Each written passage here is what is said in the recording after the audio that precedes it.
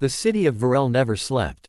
Its marble towers glowed under lantern-lit skies, and its streets echoed with the click of polished boots and the whispers of elegance. Everywhere, faces were flawless, painted, powdered, and perfected. Beauty wasn't just admired in Virelle, it was law. But among the sparkling crowds walked Oren, a boy who did not shimmer. He had soft, curly hair that never stayed in place, eyes too wide for his face, and clothes stitched together by his own trembling hands. While others floated like they were born of starlight, Oren kept to the edges, slipping through shadows like wind through cracks. He had no family name of importance, no mask to hide behind, and no voice that demanded attention. And yet, he watched. Quietly, kindly. One evening, as the sun dipped behind the towers and cast long, golden shadows, Oren wandered through an alley he'd never noticed before. It was crooked and cold, squeezed between two perfect buildings like a wrinkle in a silk dress. At the far end, where weeds curled through stone, something shimmered. Drawn by the glow, Oren stepped closer, and gasped. There, resting against the mossy bricks, stood a mirror. It was unlike any he'd ever seen. Its frame was silver, but not polished, rather, it looked alive, as if it pulsed with breath. Tiny vines wrapped around it, bearing blooms of pale blue light. The glass itself didn't show his face. Not exactly. Instead of his reflection, the mirror revealed a small flicker of golden flame, a heartbeat of light, hovering in the middle of the glass. Startled, Oren reached out. As his fingers brushed the mirror's edge, the glass rippled like water, and the light inside glowed brighter. Then, suddenly, it spoke.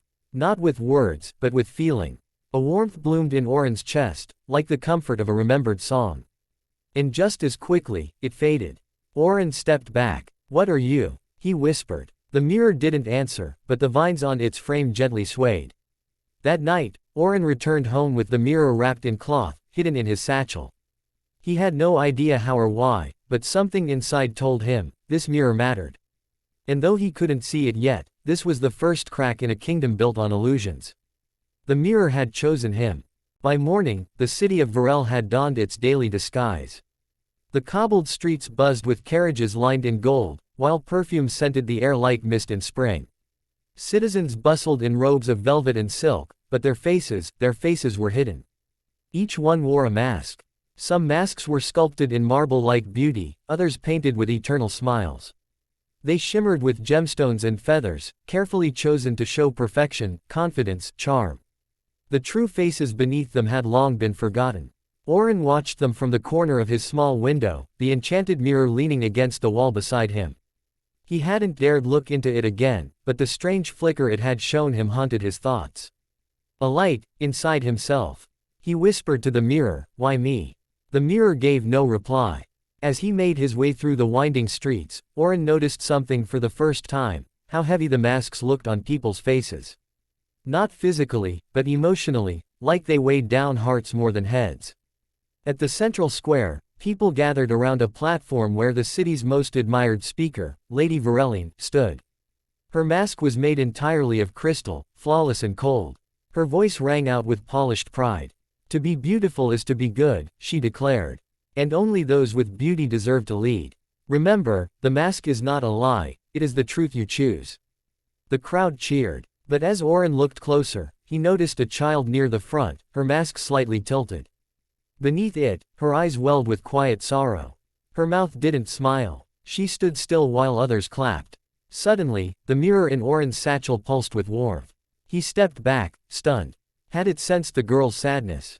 He turned away from the crowd, heart pounding. The mirror showed the heart, that was its secret. Not the surface, but the truth underneath. He needed to understand it better. So that night, he lit a single candle, closed the shutters, and uncovered the mirror. "I want to know," he whispered. "What's really inside people?" This time, the mirror shimmered. It did not show Oren his reflection.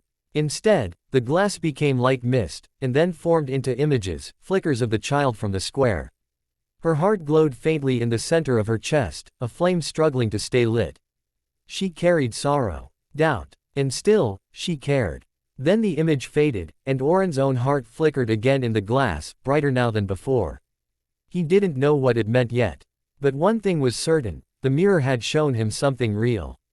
Not the masks, not the lies, but the truth. And in a city obsessed with perfection, truth was the rarest magic of all.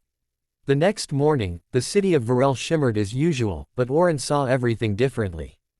The mirror's vision lingered in his thoughts, the girl from the square, her flickering heartlight, the sorrow behind her smile. She wore a mask like the rest, but now he knew, not everyone who looked fine on the outside felt fine on the inside. With the mirror wrapped carefully in linen and tucked in his satchel, Oren set out to find her. He returned to the grand square, where performers twirled and fountains danced. Nobles passed without looking down, their laughter hollow beneath their masks. Oren scanned every face, searching for the girl with the tilted mask and quiet eyes. Hours passed, and his hope began to dim, until he turned down a side street and spotted her. She sat alone on the edge of a dried fountain, clutching a sketchbook in her lap. Her mask, delicate and ivory, had a faint crack near the eye. From behind it, her gaze drifted thoughtfully, not noticing Oren at all. He hesitated, then stepped forward. "Hi," he said gently. The girl startled. "Oh, hello. I saw you at the square yesterday," he said, trying not to sound strange. "You didn't clap." She blinked. "I didn't feel like it." Oren sat beside her. "I don't think I belong here, either." She looked at him, tilting her head slightly. "Do you ever wish people could see who you really are? Not your clothes or your smile, just you." Oren reached into his satchel and slowly brought out the mirror, still veiled in cloth. "I have something to show you," he said. The girl leaned in curiously. He uncovered it, and for a moment, nothing happened. Then the mirror's surface rippled, and an image bloomed across the glass, her heart, softly glowing with warmth, like a candle in a quiet room. She gasped. "What is that?" "It shows what's really inside you," Oren said. "Your heart, your kindness, your sadness, too. All of it." Tears welled in her eyes. "But, how? Why?" "I don't know why it chose me," Oren admitted. "But I think it wants me to help people see themselves. Truly." She was quiet for a long moment. Then she whispered, "My name's Livy." "I'm Oren," he said, smiling gently. Livy looked back at the mirror. "That little flame, it's still glowing. Even with everything I hide, it's still there." "Yes," Oren said. "And it's beautiful." She removed her mask then, slowly, like peeling back a bandage. Her face was gentle and real. Her eyes weren't sparkling gems, they were better. They were true. "Thank you," she said, wiping her eyes. "For seeing me." And in that moment, the mirror's glow brightened. Not just for Livy, but for Oren too. Two heartlights, side by side, burning quietly against a world of illusion. Oren had never been inside the quiet hall before. It was a building most people walked past without a glance, tucked beneath ivy and shadow in the forgotten corner of Virelle. But today, with Livy leading him by the hand, it felt like the heart of something real. "This is where I go when I want to breathe," Livy whispered as she pushed open the creaking wooden door. Inside, a cool hush greeted them. The hall was long and narrow, lit by a glass ceiling dusted with leaves. Muffled sunlight spilled over tall cabinets, worn rugs, and scattered cushions. On the far wall, a cracked painting of the old city smiled down through spider webs. But the most startling thing of all, were the masks. Hundreds of them, all different, hanging on walls, lined in shelves, resting in drawers half open. Some were bright and elaborate. Some were plain and simple. Some were shattered, missing pieces. All were silent. Livy watched Oren take it in. People leave their masks here when they don't want to pretend anymore. Just for a while. He stepped closer to one, a half-golden mask with vines painted around the eyes. A note was tucked beside it. "I wore this so long, I forgot I was allowed to cry."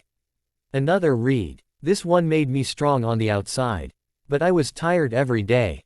Oren swallowed hard. "It's like their stories," Livy finished. "Left behind, piece by piece." Oren reached into his satchel and took out the mirror. He held it gently, and as the light shifted in the room, a faint shimmer spread from its surface. Some of the masks on the walls glowed softly. Others cracked gently, revealing glimmers of heartlight beneath. Livy stared in awe. "You're helping them even now." "I'm not sure I'm doing anything," Oren whispered. "The mirror just shows what's already true." Livy stepped closer. "That's everything. People want to be seen.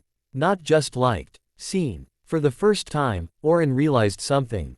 The mirror wasn't just for individuals. It was for stories, for truths too long hidden, for healing places like this hall. He turned toward Livy. What if we invited others here? Quietly, one by one. To see themselves. To leave the masks they're done with. She nodded, eyes bright. And maybe, make something new instead. Oren looked around at the scattered fragments and broken shells. Something real. Together, they sat in the center of the room, hearts open, the mirror glowing between them. The air was still, but full, like the very walls were listening. The room of broken masks had never felt so alive. The room had become a quiet sanctuary. More and more, people found their way into the old quiet hall, drawn by whispered words and invisible threads. Oren and Livy never advertised, but still they came. Painters, dancers, tailors, gardeners, all with masks worn thin and hearts craving light. And always, the mirror waited. Some wept when they saw themselves. Others laughed like children seeing the sky for the first time. The flame within the mirror never judged. It only revealed. But not everyone in Virelle wanted the truth to spread. Late one night, as storm clouds smudged the stars and the towers of the city loomed like watchers, a shadow slipped through the window of the quiet hall. The mirror lay sleeping in its cloth on the altar Oren had made from old wood and scattered stones. The shadow paused, then reached out, gloved fingers trembling, and took it. The moment the mirror left the hall, the air changed. A hush too heavy settled. Somewhere far off, a dog barked and went silent. And in a small attic not far away, Oren woke with a start, his chest aching with a sudden hollowness. The mirror, he gasped. Livy sat up beside him. What's wrong? It's gone, he whispered.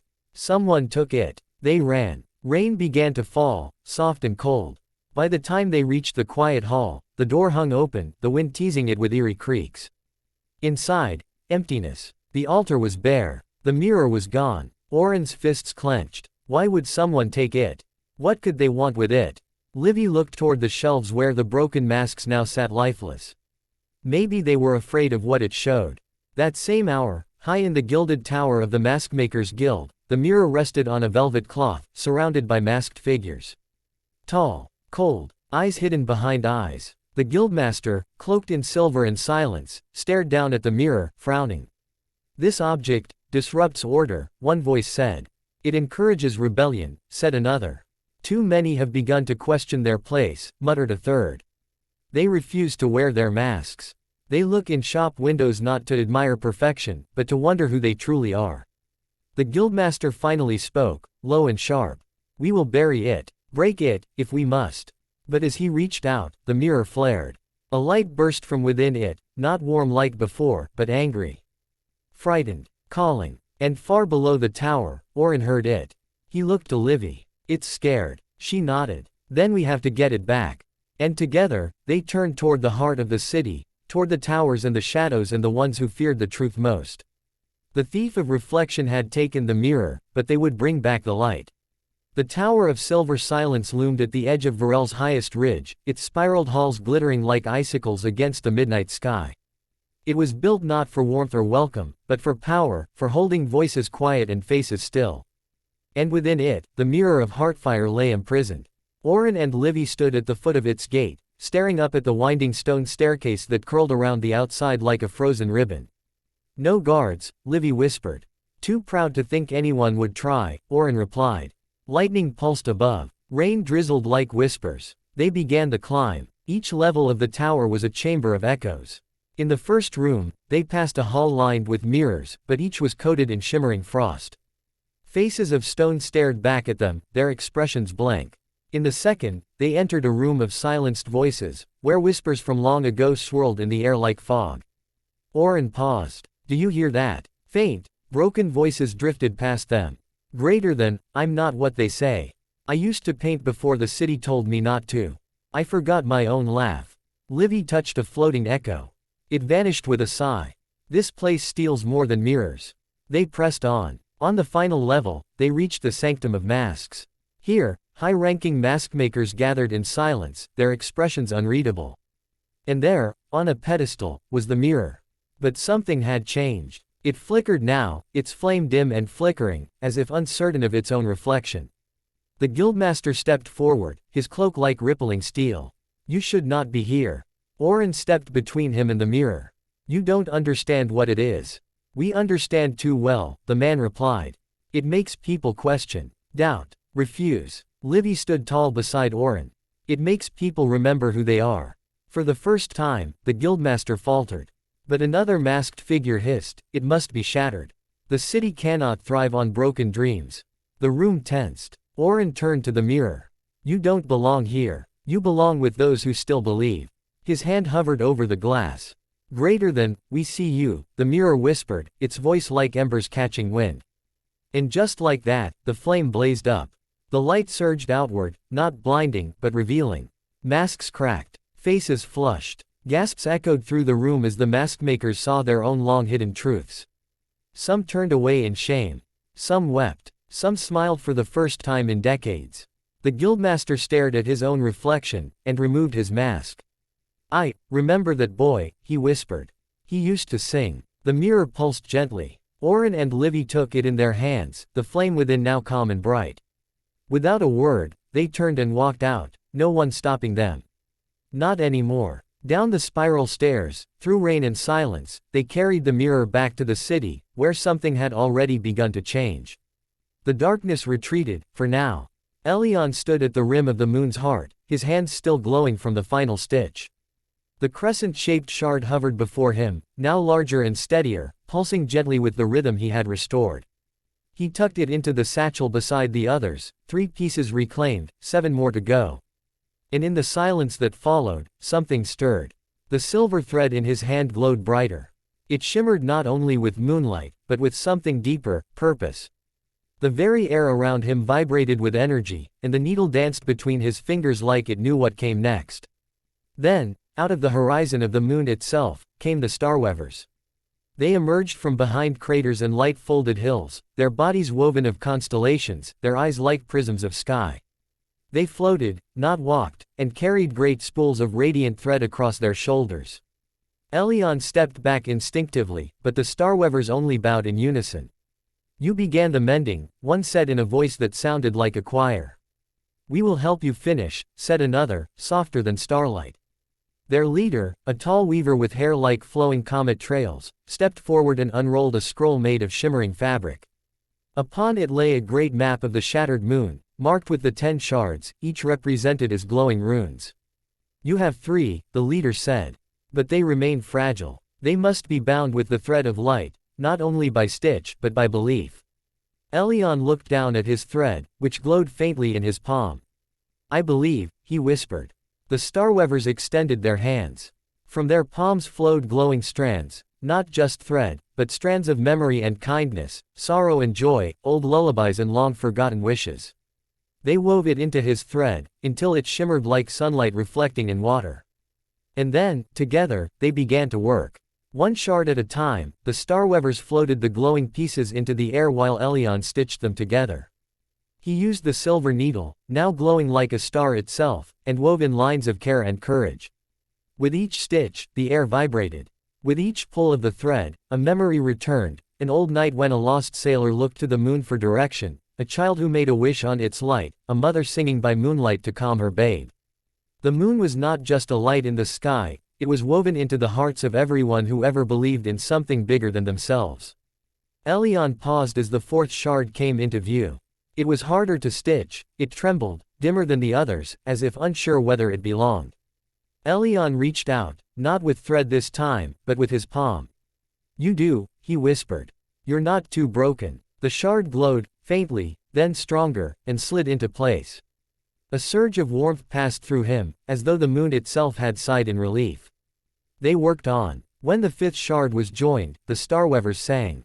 Their song echoed across the crater, across space itself.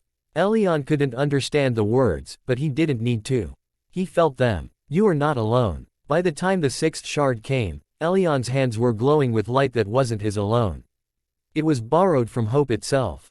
And when he pulled the final stitch of that day, the partial moon in his arms gleamed like a pearl reborn. But the moment didn't last. The wind stilled. The stars dimmed slightly. And across the sky, from a rift of shadow, a voice whispered. You've sown your little light. But light cannot stand where truth is broken. You will see. A storm was coming, but Elian looked down at the thread in his hands. It was not just light. It was made of love. At night, the room of thousand faces shimmered softly. Even when no one stood before the mirrors, they pulsed like sleeping hearts, quiet and alive. Oren lingered there long after the others left. The mirror of heartfire rested near the center, its flames gentle now, like candlelight.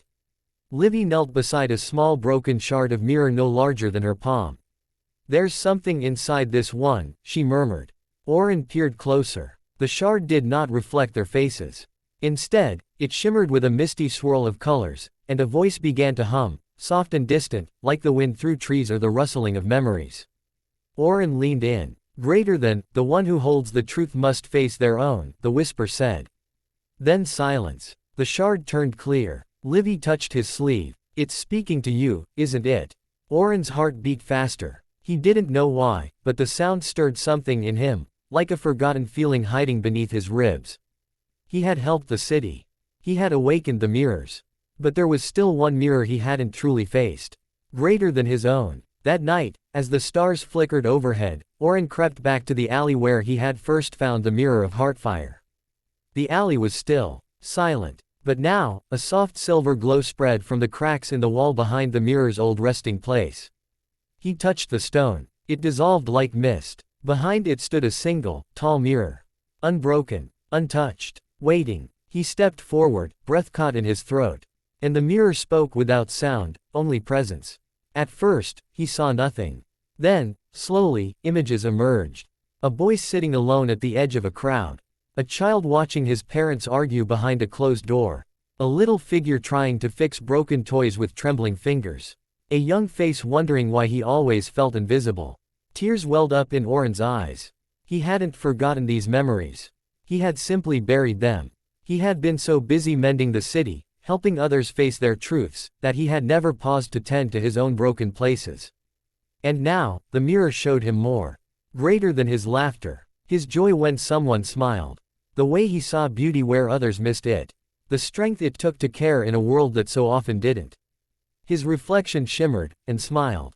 Not a mask. Not a performance. Just Oren. Greater than whole. He whispered into the night, "I see you." And for the first time, he felt truly seen. A soft warmth bloomed in his chest. The mirror of heartfire lit up back in the room of thousand faces, reacting to his moment of truth, even from afar. The mirrors across the city flickered, like fireflies waking from slumber. At dawn, Oren walked back through the city. Everything looked the same. And yet, everything had changed. The sun rose gently over the city, painting the rooftops in gold. But it wasn't just dawn, it was something more. Something new. As Oren walked through the now breathing streets, a hush had settled. The masks many wore now shimmered faintly, no longer hiding, but softening, allowing a glimmer of truth to peek through. Every mirror in the city, window panes, fountains, polished spoons, gleamed like they were remembering how to shine. Oren followed the pull in his chest. It was a sensation like a compass, not pointing north, but inward, toward a place he had never known yet somehow recognized. At the edge of the city stood a crumbling stone wall. Beyond it, a once forgotten courtyard bathed in soft silver mist. Livy waited by the archway. "You felt it too?" she asked. He nodded. "It's calling." Together, they stepped into the garden of returning light. The garden was not grand. It was quiet, old, and filled with tender wildness. Soft grass shimmered like morning dew, and hundreds of tiny mirror flowers bloomed from the soil. Each one reflected a face, some laughing, some crying, some still. But none were hidden. This was where the city's first mirror had been planted, long before the masks, before the towers. It was said to be the heart of reflection itself. Oren reached out to a glowing silver blossom. It pulsed softly beneath his fingers. "Greater than, to mend others, you must first bloom." He heard the whisper like a memory not his own, yet buried in his bones. The garden's light brightened around him, and the flowers responded, opening wider, releasing tiny motes of light that drifted upward like butterflies. Then, from the center of the garden, a tree of mirrored bark rose, smooth as glass, yet alive with color. Hanging from its branches were dozens of crystal pendants, each containing fragments of light. One, pulsing gently, floated down into Oren's hands. Livy gasped. "The last heartfire," she said. "The final piece of the mirror of heartfire." Oren held it close to his chest. The warmth traveled through him, not just into his body, but his soul. He understood now. The mirror had not simply been broken, it had been waiting for someone brave enough to face the truth within. And in doing so, he had become more than a boy who saw hearts. Greater than he had become a boy who could help them heal. That night, they returned to the room of thousand faces. The final shard fit perfectly into the mirror's center. As it settled, the mirror of Heartfire shone brighter than ever before, casting beams of truth light across every corner of the city. The masks did not vanish, they simply melted into gentle colors, changing from tools of hiding to symbols of becoming. And the city exhaled. That night, the city didn't sleep. It glowed. From rooftop to alley, from bell tower to lantern-lit bridge, light shimmered from every window and soul. Not the harsh glow of perfection, but the warm hum of truth, change, and freedom. The mirror of Heartfire had been mended, not as it was before, but as something entirely new. A living mirror, connected to every person who dared to look inward, and let others see them, too. Oren stood at the top of the hill, the mirror's tower far behind him, the garden far below. Livy was beside him, her red cloak wrapped tightly around her shoulders, her quiet flame now glowing softly at her fingertips. "They're changing," she whispered. He nodded. "So am I." Above them, the sky stretched wide and endless. And for the first time since the mirror broke, the stars had returned. They twinkled gently, as if watching, listening, seeing. Oren closed his eyes and raised the mirror shard he still wore as a pendant. Its reflection didn't show his face, but the light of his heart. Once, he had been afraid of being seen. Now, he welcomed it. Because to be seen fully, truly, meant to be loved fully, even with cracks, shadows, and sorrow. Far across the city, people gathered by windows and fountains. They touched their masks and let them fall away, not from shame, but from courage. One by one, lights appeared in the sky, like stars being lit by the hopes of every heart below. The stars were not distant anymore. They were connected. Oren turned to Livy, whose quiet flame had become a brilliant ember. "We did it," he said. "No," she replied with a smile. "You did. You gave the city back its reflection." He looked up at the sky and saw his heart shining there, tiny, but real. A boy's truth among constellations. Greater than in the stars saw it. And they smiled. Sparkle's moral lesson. True beauty lives not in how we appear but in how we love, forgive, and believe, even when no one is watching. For more motivation stories, please like, share and subscribe this channel. Thanks and God bless.